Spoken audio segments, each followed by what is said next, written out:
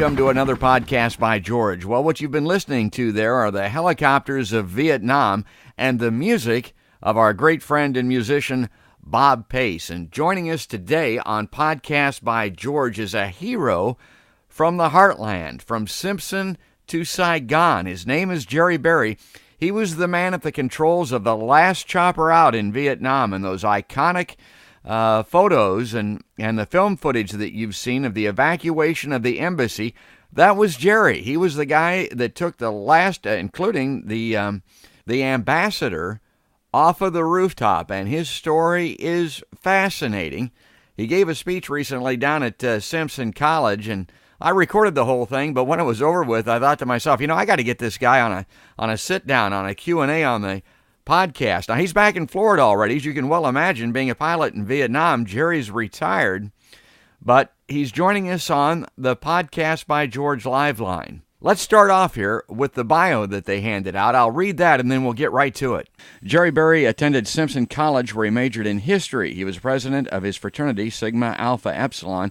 He played basketball and was the captain and quarterback of the football team.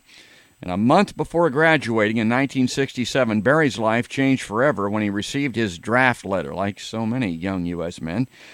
He joined the Marines and began serving as an aviator in Vietnam in 1969. Berry went on to have a distinguished 25-year career in the military, but his most memorable experience, took place in 1975. That April, he participated in Operation Frequent Wind, a massive helicopter evacuation of personnel from Saigon. It was Berry who whisked away U.S. Ambassador Graham Martin from the city just hours before it fell to the North Vietnamese. And good morning, Gerry, and welcome to the podcast. Good morning, George. Thank you. We're just delighted to have you on the show. And, the context of the speech that you gave was your beginnings at Simpson College, but you actually, for a lot of our listeners, go back farther than that. You grew up in the Des Moines area. You went to Tech High School? Tech High School, Des Moines Technical High School, the engineers. Yeah, and I don't know, it kind of felt like the embassy in Saigon. They're not doing that technical training there any longer. What's your feeling about that? Do you kind of wish that Tech had stayed the way that it was, or is it okay the way it is now? Well, I don't know much about it the way it is now, but yeah, I liked it the way it was. We had good football teams, good basketball teams. I was very surprised when it went away. Yeah. So you would have been in high school back in the early '60s, early to mid '60s. What was your awareness of? And we're going to get into the timeline here, and that goes back to your presentation at Simpson. As I mentioned, Gerry's very interested in history. He was involved in history, and he understands this timeline of Vietnam. I mean, he's got this down.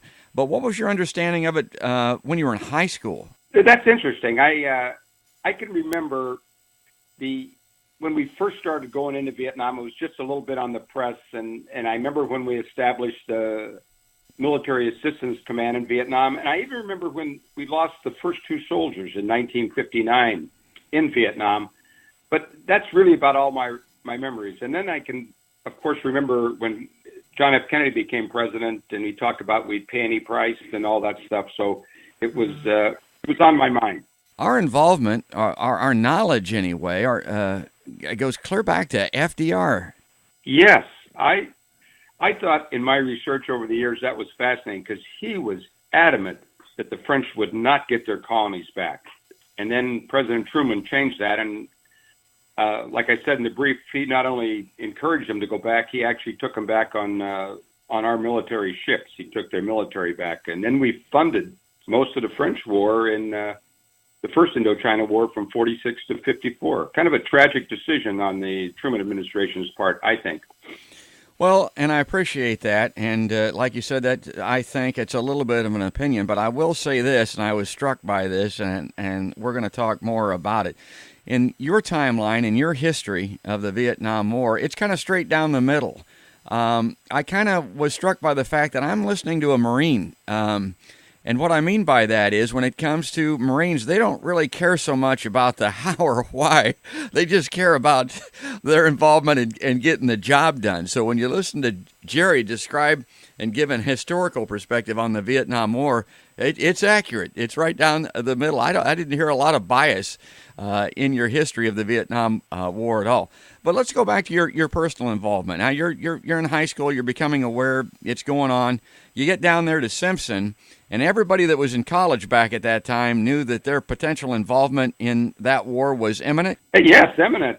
Remember, the draft was not even lottery numbers then. It was simply when you ran out of your deferment for whatever reason, you didn't get good enough grades, you graduated, whatever, you were going to get a draft notice. That was that simple. And so you were kind of standing by, enjoying your time at Simpson and watching the mail, like a lot of guys were back then. And I'm very impressed by your years at Simpson. Were you a standout athlete in high school? How did that all develop? Yeah, I was an all-city quarterback, and actually I introduced my high school basketball coach. I was a two-time all-city basketball player and leading scorer in the city for 2 years. I had a great career at Des Moines Tech High School. I really enjoyed it. Great coaches. Yeah, and a great career down at Simpson College. Let's talk a little bit about the Marine Corps, because I'm very interested in this. I know some Marines. I've always been very impressed and struck by the esprit de corps part of it. You're down there in Simpson College. Your dad was a Marine. Yes, he was. He actually crossed the beach at Iwo Jima in February of 1945. So that had to shape your perspective greatly. I got to tell you, Gerry, my perspective on the Marine Corps was probably shaped or molded by a book more than anything else, because when you're down there in Simpson College, you're getting ready to go to Vietnam in 1967. I'm 12 years old, so I wasn't old enough, and I don't know that that's a bad thing. That's probably a good thing. But the book that I read was Battle Cry by Leon Uris. Are you familiar with that book? I am. It's a good book, but I've read a lot of books on the Marine Corps. I think I became fascinated with the Marine Corps reading about the Chosin Reservoir in Korea, how General O.P. Smith marched those Marines out of North Korea and brought everything with him, all the people, the bodies, and all the equipment. While on the other side of the ridgeline, the Army really struggled. They had what they called the Great Bug Out. Not to criticize the Army at all, but it was a tremendous contrast between what the Marines did and what the Army did in that particular war. Yeah, and I got to say this. I've talked to guys from all branches of the military. A lot of them are pretty critical of the branch that they served in. Not so much with the Marines. Every Marine that I ever talked to, I mean, they're big believers and supporters of the Marine Corps by and large, and that was the choice for you. That was really never in question because of your dad and just where you were at down there at Simpson. You were going to the Marine Corps, right? That's very true. And I didn't do a good enough job in my presentation. There were several Marines that came out of Simpson before I did. They were not pilots, but they joined the Marine Corps, a couple from the fraternity house and a few others on campus. So I was very much aware of the involvement with these people in the Marine Corps also. I can tell you a little story about how I got to be a pilot, if that'd be okay. Please. So I'm getting drafted, then somebody suggests I should go down and see the Marine OSO, because now you could be an officer because you're going to be a college graduate. So I go down and I take a test, you pass it, and I come out, and there's this magnificent big poster on the wall of a F-4 Phantom jet. So I said, wow, could I do that? And the OSO said, well, take another test. So I took another test, passed it, and I was on my way to Great Lakes for a physical, and then short time later on my way to Quantico, Virginia for OCS, and then on to flight school. So it was kind of by chance that I even got to be an aviator. I mean, that's really hard to believe. You go from being calling plays on the football field down there at Simpson College with no flying experience whatsoever, not even being around aviation, and you become a helicopter pilot. And I don't know anything about these helicopters, but that looks like a pretty complicated machine that you were piloting down there. Tell us about your experience with the helicopters and how you got from the football field to the helicopter pad. That's interesting also. So I take the test. I go to Quantico. I'm in the 9th week of officer candidate school at Quantico, Virginia, and I'm doing very well. I think, the physical fitness and everything was a big part of that, but I'm doing very well. So they called me downstairs, and there was a general, a colonel, and a major, and they said, we want you to be the first to go to Army flight school in Fort Walters, Texas.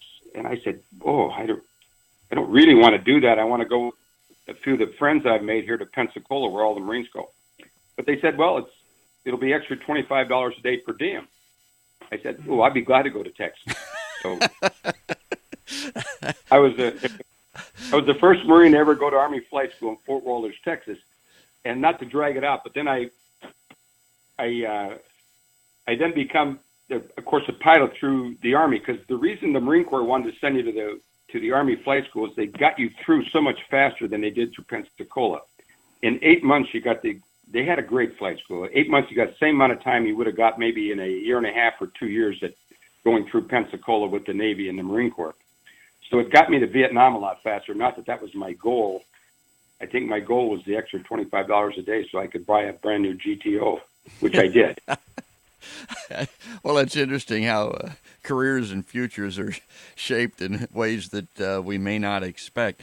But dovetail this Vietnam War timeline a little bit with your entering the war. These were weird times. I mean, the horror of the Vietnam War was becoming known back then. The cost in American lives and treasure was becoming known. 1968, 1969, those were really bad years here at home.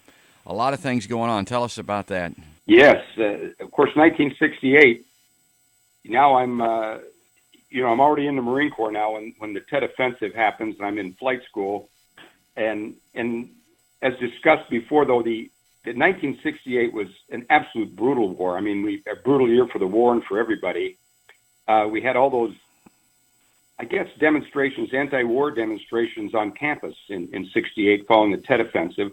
Then we had, racial strife in a lot of major cities. And then, of course, Martin Luther King's assassinated, and Robert Kennedy wins the California primary, and he's assassinated. And then Johnson stops the bombing, and he's kind of pleading for a peace deal, and he declares he's not going to run anymore. And then Nixon comes on the scene and is going to get peace with honor, and nobody understands that really. So that was the backdrop of all of 68 was flight school and all this turmoil in the country. And then, of course, I go to Vietnam in January of 1969. And the hard part about that was you could not, there's like 4 points I always like to point out. One, for a young guy, you didn't know really how the war got started, and I'm not sure I still do, between the United States and North Vietnam. Two, we didn't exactly know what it was all about. I knew that our country was trying to prevent the spread of communism. Then there was this domino theory of South Vietnam fell, then all those other small countries in Southeast Asia would fall. But the big question was, who was winning? And this was the hard part for us, because we would, every couple of weeks, we'd fly a battalion out somewhere, and we'd lose a lot of Marines.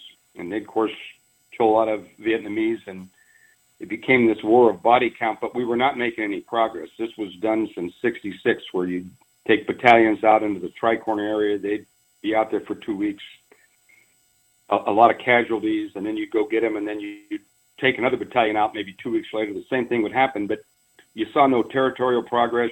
You saw no real progress other than this body count thing that General Westmoreland had started 2 years before. So it was very hard. And then the other thing was, you saw no end to it because nothing changed. There was no end in sight to the war. I certainly had no idea how it would end. Yeah, that body count thing that you mentioned, that was really big back here at home. I remember watching the Walter Cronkite, like a lot of people did, in my living room with my parents. And that body count had a lot to do with turning people against the Vietnam War, because it obviously was not accurate, or we didn't believe that it could be. Every night on the news we saw that hundreds or thousands of the enemy would be killed, and we would be coming out unscathed. Nobody hurt, nobody wounded, and night after night we would see that on the television screen and go, that can't be right. But that was Westmoreland's strategy, to use body count to get the North Vietnamese to want to cut their losses and run, but they weren't about to do that, right? No, we were not. There was no progress there, and I think every time we escalated, they escalated. I always made the comment that escalation became easier than negotiation. But yeah, I like to think about this. Years later, I always thought about this when still in the Marine Corps, but you go, well, body count. If I'm the CO or the commanding officer of a unit, and I'm supposed to be evaluated on body count, well, obviously it's going to get inflated somewhere along the line because everybody down the line is evaluated on body count. It became a very strange way for all of us to think about, and I'm not surprised that you were seeing it back in the States, that it became ridiculous at some point. Just ridiculous.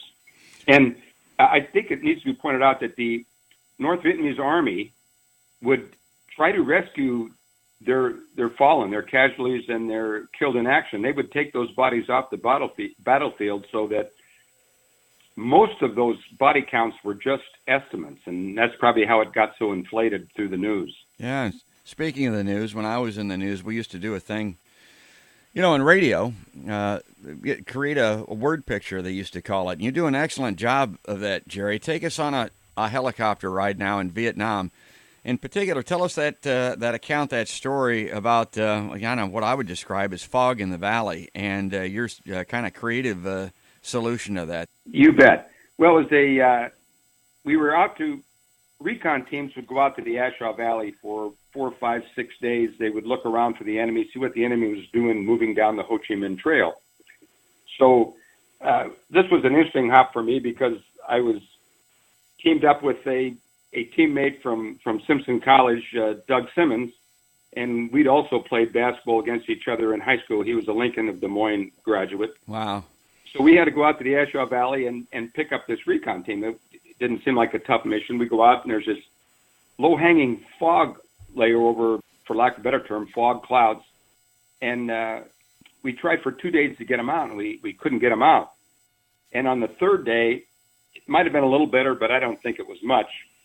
And they had they'd been in contact with the enemy, which is, for a recon team, is pretty much a sign of death if you can't get out of there, because they're going to eventually get you and find you. They know you're there. And so I decided on this day that I was going to get them out no matter what, because they'd been in contact. They had a wounded in action. They had a young Marine who was wounded. So I looked down the valley and I said, if you could shoot a star cluster up through the cloud layer, I can see where you are, and I'll make up my own glide slope and try to make my approach come out about where your star cluster did. And then if you hear me coming, pop a smoke, and then I'll find you when I break through the cloud layer. So I do this, and I make my target at where the star cluster came up, and I'm on my glide slope, and I'm thinking, this is really stupid because I have no idea where anything is. And I said, this is crazy. But as it works out, I break out of the cloud layer. There's probably only a couple 100 feet between me and the ground, maybe less. And the team leader pops the smoke. I see him. I start loading them. And then we start taking fire. And I'm thinking, now it is the dumbest thing I've ever done. Yeah. And out of nowhere comes, Lieutenant Doug Simmons with his attack helicopter, a Cobra, and he lays down a line of fire that just shuts off the fire from the enemy in the tree line. And we're able to load up, get out of there. And I think in the debrief, I said, Doug, I had no intention of you being as stupid as me to go through that cloud layer. He said, well, Gerry, we've known each other a long time.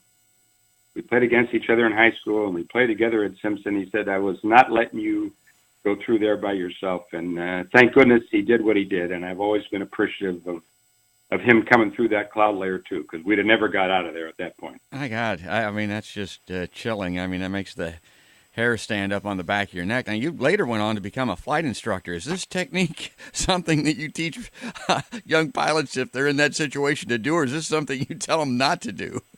Yeah, I would never recommend that. It was the third day, so you reach this point of desperation and the fact that they'd been in contact. So you try to devise something a little different, a little better that you can get them out. And we just got very fortunate that day. I could have made that into a mockery if I'd have crashed down there, but it worked out. Yeah, that's great. It worked out. I would never train anybody to do that. When I came back from Vietnam, because I had never had any flight training with the Navy and the Marine Corps, which gives you some fixed wing time also. I just had helicopter time.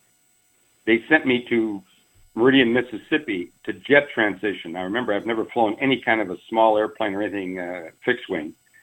And then I I'm in T2s and A4 Skyhawk jets, and I plow back as an instructor, actually, in the A4 for a few years before the fall of Saigon. So that was an interesting time for me, too. You're very modest, and I can't get over the fact that from that football field and basketball court in Simpson College to the time that you're bringing a helicopter down through the fog to get those guys out, we're just talking about a matter of years here. You're still a very young man.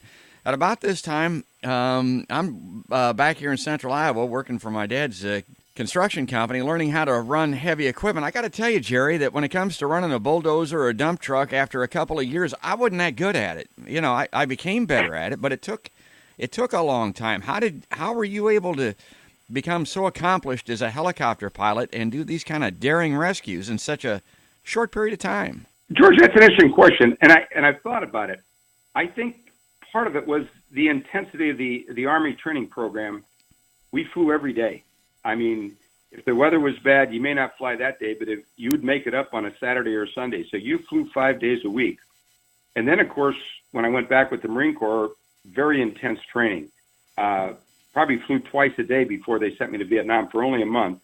And then, of course, in Vietnam, you fly every day. So it was 7 days a week. So it was very repetitive, and then it becomes almost second nature. I think, and I think being an athlete helps. I always thought that the coordination aspect of flying a large helicopter like that, a CH-46 Sea Knight, was it helped to be an athlete. It really did. How much did it help? I've always wondered about this because I played a little bit of high school football too, and the closest I ever came to military service was probably football. You played it at a higher level. You played it at Simpson. How much is the captain of a football team, how does that transition or help like in the Marine Corps at all? Did that give you a jump, a head start, or not? Oh, I think so. I think the leadership aspect, I can tell you a couple of humorous ones. My coaches at Simpson and in high school were all linemen. So I'd always been a quarterback, and I grew up in most of my years until I got to high school in Montana, so I played every year. I used to tell my coaches, I said, don't get involved calling plays. I'm the skill position guy here, yeah. So let me be. You guys you're down lineman, forget about it. Yeah. Yeah, you can't be giving me advice and counsel on how to call plays. But they called whenever they wanted to anyway. But it was kind of a fun thing, and I love my coaches, so I could get away with that. But yeah. But I think the leadership aspect of being a captain of the football team and a quarterback really lends well. It's just one of those great learning experiences you get. Yeah. Well, we digress a little bit, but take us back to Vietnam now, because your service lines up directly and perfectly, and we're going to get to that end of the Vietnam War. Take us out now. Okay.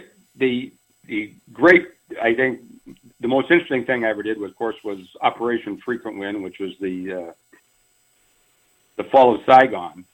And obviously, people realized this was going to happen probably back in 1973. You know, nobody's stupid. They know that the NVA were able to leave a lot of troops in Vietnam through the peace agreement. We would get our prisoners home. And, of course, when the NVA attacked then, they come across the border, the 17th parallel. They also came across through Cambodia and Laos into the Central Highlands and cut the country in half. So it was obvious this was going to happen. Something would have to be done with Saigon and all the support that America had there, and we still had an embassy. The interesting part was there were 4 options to this, and for whatever reason, the ambassador, he was afraid there'd be panic, he'd be afraid there'd be chaos. If he used any of the options down to, he waited till the last minute, and then he had to go with Operation Frequent Wind, which was the helicopter evacuation. The enemy was already in Bien Hoa, which is probably only 25 miles from Saigon, when the NVA then bombed and rocketed the airport at Tan Son Nhut, which was a joint use airport between military and commercial. So then on the morning of the 29th April, he had to go with the helicopter evac. So the thing that's important to remember is the ambassador is in charge. It's not the military on the ships. It's not the admiral. It's not the general. It's the ambassador is in charge of when this thing goes. And he's a direct representative of, at that time, Henry Kissinger, Secretary of State. And, of course, the Secretary of State works directly for the president.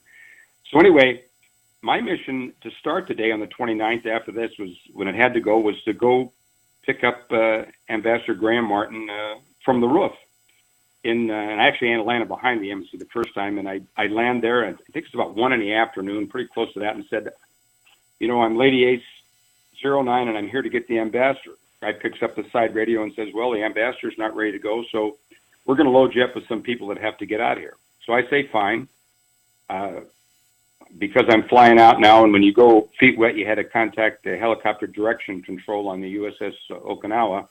They vectored me to the command ship, the USS Blue Ridge, and that's where Admiral Whittemire and my boss up the line, General Terry, were. And they want to know, when I landed, why I didn't bring the ambassador out. I said, well, he wasn't ready to come, and I don't have any communication with him. I can't do much, and I'm thinking to myself, why don't you call him up? Because I know you had direct comm with him.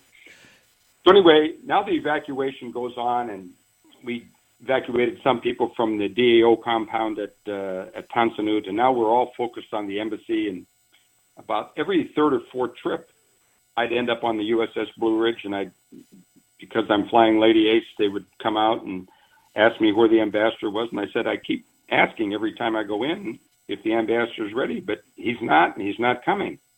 And again, that goes through my mind, why don't you do something? But they don't. Mm-hmm. And now it's getting dark. It's 7, 8 o'clock at night, and we don't have quite as many airplanes flying as we did because of maintenance problems or crew rests or whatever it could be. So now it actually is kind of more manageable. And then I make a couple more trips in and still no ambassador. Now let's move forward. The weather's bad. Of course, it's night. I've been flying for about 6 or 8 hours at night, so I'm pretty exhausted. And then all of a sudden I realize that I don't hear anything else out there. Like, it seems like it's just Lady Ace 09 and Wingman are the only two flying, because you had to check in when you went over dry land with Cricket, and we had to check back in with the helicopter direction control when we went over water. Uh-huh. So I said to I said, do you hear anything? He said, no, I don't hear anything. So I'm thinking, are we the only two flying?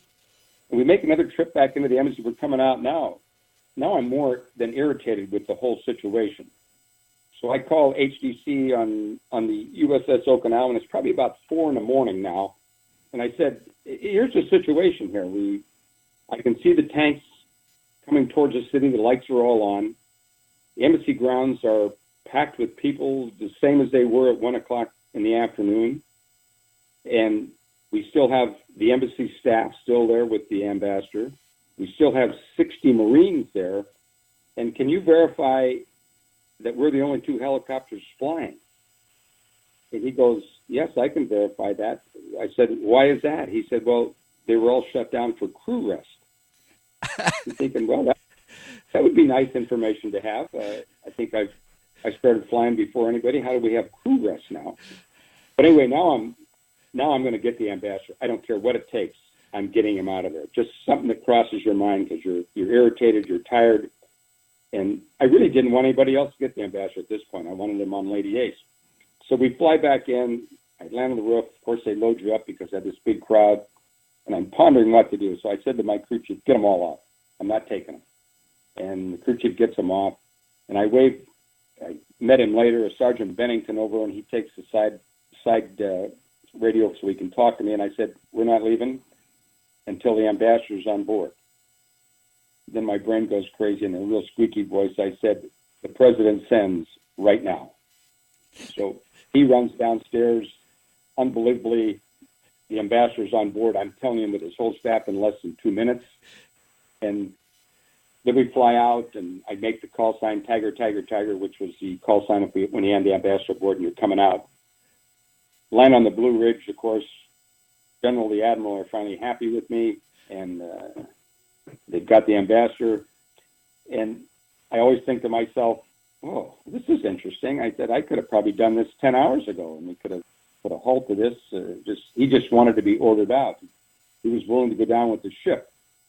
And I always tell people later, of course, that's how I ended the Vietnam War. But, he worked directly. He had direct comm with the White House, so Kissinger could have told him at any time to come out. President Ford could have told him any time to come out. But I always say it took a young Marine captain from Simpson College to finally order the ambassador out and get the job done. Yeah, that's a great story. Speaking for the president, you finally got him to come out of there. You know, he was wanting to go down with the ship, but I'm a little confused because weren't all his people out of there? I think we probably brought maybe 14 or 15 of his immediate staff out with him. But the good part of the story is the minute his staff came out, you knew what would happen. The Marines would then, because we had Marine Security Guard and 50 real combat Marines there in full battle gear, the minute they took over, they blocked the gates, they came inside and locked each floor on the way up to the roof. And then they waited on the roof for us to come back and get them. And we picked up a third helicopter on the way back in, Swift 2-2, and picked up the remaining Marines and got them out of there and really much ended our total involvement certainly in the war in South Vietnam. So that last flight out, that was in the dark. That was in the nighttime, right? And the reason I ask that is that the photographs that we see of the tanks coming through the gates the next day and the embassy being overrun, that's all the next day, right? Well, let me clarify. The flight out with the ambassador at 4:56 in the morning, and it's documented, so I know exactly the right time. That's when we took him off the roof. Okay. Probably remember it's about a half-hour trip out to the ships and about a half-hour back. So we got there probably now. It's maybe after 6 in the morning. So it's starting to get very light. So that last landing, with the Marines on board on the ships was in daylight. Absolutely. I see. Well, that's a great tale. That's a great story, and that's a hero from the Heartland, Gerry Berry. And Gerry, I wanted to ask a couple of questions as a follow-up to your presentation, and I know you can clear this up for me. I've got a very outsider's, third-party, simplistic perspective on the Vietnam War. I tend to want to put it all on, and I shouldn't, I guess, Robert McNamara, this Ford Motor executive that was used by Kennedy and LBJ, that was, I thought, the architect of that domino theory. But now I understand that Truman actually came up with that term. That's how far back this stuff goes. And McNamara, of course, came out with that Mea Culpa book right before he died as an old man, saying he was wrong, saying that it was a mistake. Is that overly simplistic to look at it that way? You know, it's not bad to look at it. He was kind of the architect of how we got in and kind of how we fought. And he was the one that thought he was communicating with the North Vietnamese by how we would escalate and if we bombed and that. So it's a bit on him, but it's a bit on a lot of them. You hit on it. If Truman hadn't taken him back, we probably would have saved a lot of lives. In fairness, Truman, there was really the Cold War. That was before actually the Cold War. This is 1946 when Truman decides to take him back. So, you know, later we had, of course, Mao taken over in 1949, taking over China, and that was communism. And then, of course, the attack by the In-Moon gun across the border on 25 June 1950 in Korea. So now you're in the real Cold War. But then even that, though, and Eisenhower's decision to create a MACV and support the Army of South Vietnam, and Kennedy's idea to expand that, of course, because for a lot of different reasons. And but again, most of this all plays in the backdrop of the Cold War. They really were in fear of monolithic communism, if you will, that they were going to take over all these countries and the democracies had to fight. So in fairness to Kennedy, Johnson, McNamara, that was the backdrop they were playing in. So it was, I think, you know, it's interesting though, and when I read these things and you go back and research them, there was a lot of angst about going in. Senator Russell told Johnson, I think one of the most interesting things, he said, you know, you can go in, you shouldn't, but you'll be there 10 years and you'll leave 75,000 young men behind. I thought, how prophetic. That was about 1963 or 64. Unbelievable. Right on, yeah. He was on it, yeah.